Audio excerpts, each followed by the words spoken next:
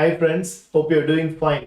Welcome to my YouTube channel to watch the sequence of videos Python programming. I'm Guru Rajan. Through this video, you will certainly understand the concept behind decorators and how function and class decorators work by using relevant Python code snippets in Jupyter Notebook. Let's dive in straight away. Decorator is a function that provides a wrapper or a cover around another function. If you want to add additional functionality to an already existing code, you can use a decorator. It's just like doing a gift wrap on a gift that you have already bought. So you don't change the gift, you only add a gift wrap on the gift. So another example that you can think of is if you have a beautiful photograph which you want to hang on the wall, you just put a photo frame around that. You don't change the photograph, but you just put a frame. It can be a hanging frame or a sticking frame, but you just put a frame around the photograph. So that's the frame is actually a decorator. So in computer science terminology, you can also think of decorator as a design pattern in Python where the user can add additional functionality to an already existing code without changing its underlying structure.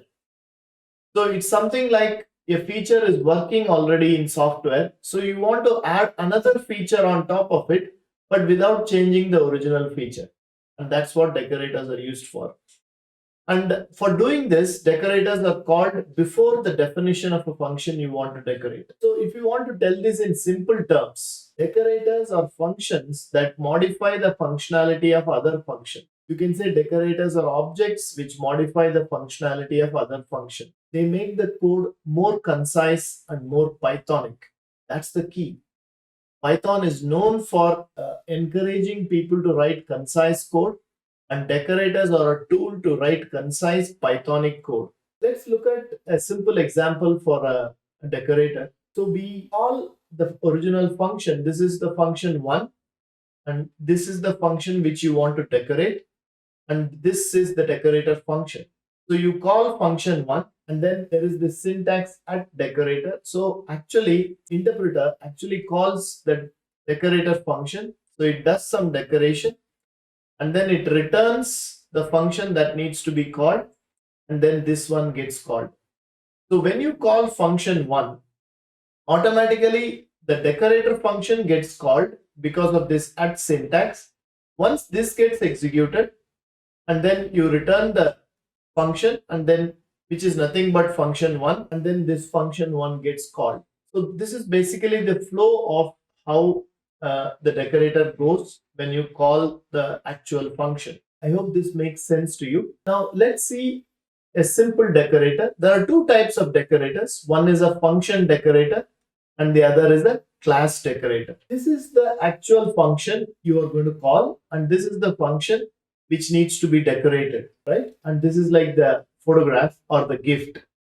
And this function is doing the decoration job. And this is like the photo frame or the gift wrap which you want to put around the gift. If you see this, so there is a concept called callable in Python. Callable means something that can be called. Here I'm using the first principles of programming. I'm actually calling the decorator function, but I'm passing another function, function 1, which needs to be decorated. Now, here I'm calling the decorator function. So this is an interesting concept where I have a function called inner, which is called nested function, and this is the decorator function, which is called enclosing function. So there is a function outside and there is another function inside. So Python is a beautiful language which allows you to do this. Function inside a function. When I call decorator function, it accepts function 1 as an argument, and there is another function called inner which is defined inside the decorator function. Please understand the decorator function is what we call enclosing function, and this inner is called nested function. So there is a function inside a function. So when you call decorator function, it just returns inner. It returns another function to the place where you called. So this is the place where you called. So once it returns the function inner, then because inner is a callable, So it calls the inner function, and then this inner gets executed and it says I am the decorator function and I am doing the decoration job. The decoration happens here, and then this actual function which we needed to call gets called. So let me clear the screen and show you the output. So the flow should be you call from here, first goes to the decorator function and it prints I am the decorator function and I am doing the decoration job. Then the flow comes to the function one. Here we have I am the function one and I got decorated. Shall we run this and see if the theory matches practice? Here we go. Do you see this?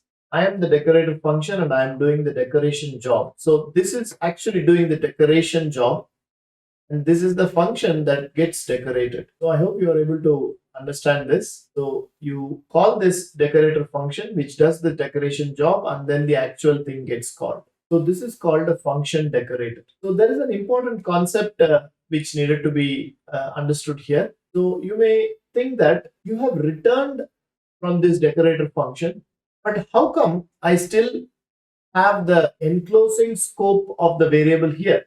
You know, this decorator function has returned.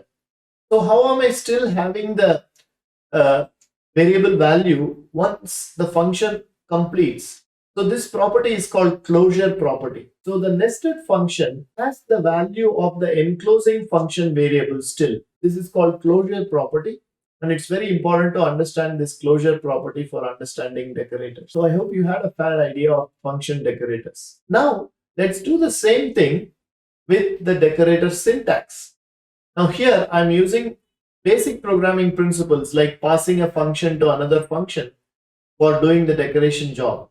But we can have syntactic sugar and then do the same thing by using the at syntax, at decorator syntax. Now there is no change absolutely. Only thing is you are not passing a function while calling.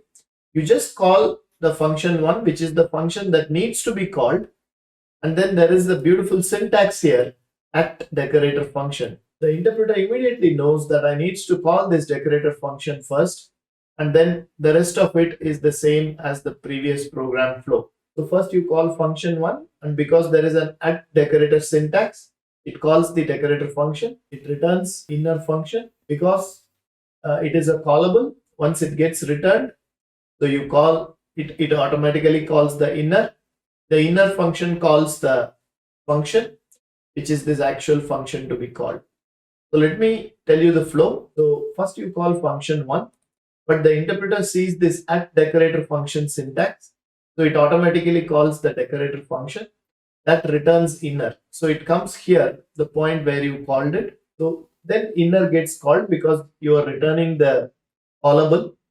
So inner gets called automatically, and then it prints, it does some function, some decoration job, and then calls the actual function to be called. So you can see the output as I am the decorator function and I am doing decoration job. That prints first. Then second, I am the function one and I got decorated. So it is pretty much the same. So you may ask me, Guru, what's the difference between the two? I have the same output coming in both the cases. In the first one, we use the basic programming principle or the design pattern, decorator design pattern, without using the syntactic sugar. We use the basic programming principle to do the job. But in the second case, we use this at decorator function, which is a Python syntax for a decorator. So both of them do the same thing, which is the function decorator, but one is with the decorator syntax, the other is with basic programming principle. Now we come to the class decorator, which is much more interesting than the function decorator, and it pretty much uses a lot of concepts of object-oriented Python programming here. So as usual, I call the function one, and then you have this at decorator. Instead of the function, you see here we had the decorator as a function, and here the difference is we have a decorator class. That's the difference. Please watch this. Very instructive to watch this difference. Here the at decorator we are providing is a class. The previous case, the at decorator was a function. Now whenever the interpreter sees a class being provided as a decorator, so immediately an instance of the class is created, and then the constructor gets executed, which is this double underscore init double underscore. So as soon as it sees this at decorator class, so let's go from the beginning. You call this function one. The interpreter sees this at decorator class syntax. So immediately the decorator class is instantiated and then the constructor gets executed. This function one gets passed to the init. So a local protected variable gets initialized by the function name. And then this is the beauty here. This double underscore call double underscore. You know why this is used? You can make the class as a callable. You can make a built-in function as a callable. But did you know you can also make the object as a callable, object of a class as a callable? How to make the object a callable?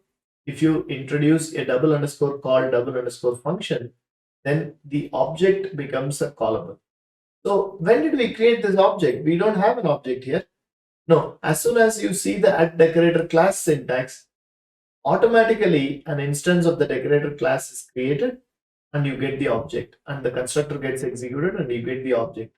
And that object is used to, that object is used as a callable, and hence this double underscore call gets automatically called. So first line will be I am the decorator init, and then an instance of decorator class is created. This is the first print. Then the double underscore call double underscore is called. Then this is the second print. I am the decorator class. I am doing decoration job. And finally, the actual function that needs to be called. I am function one and I got decorated. So the difference here is actually finally we are calling the decorator function only. But that function is part of a class which gets initiated first. So I hope you understood the difference between a class decorator and a function decorator. Let's run this. And here we go. The decorator class init and instance of the decorator class. The decorator class call is getting called, and this is actually doing the decoration job because the first one was just a constructor. The second one is actually doing the decoration job. And finally, the actual function which we wanted to call originally. Because if you want to hang a photograph on the wall, you should have a photograph first, right? What's the use of putting a frame without a photograph? So this is like the photograph, which is the actual function. So you understood the details of decorator. The other interesting thing about decorator, it uses most of the principles of object-oriented programming to complete its understanding. So I hope this video introduced you to decorators. I hope through this video you understood what is a decorator and how a decorator works. If you like this video, please leave a like, subscribe, and do put your comments below on any other relevant Python topics which will be interesting to you. I'll be glad to know about that. Do videos of that. Thanks for watching.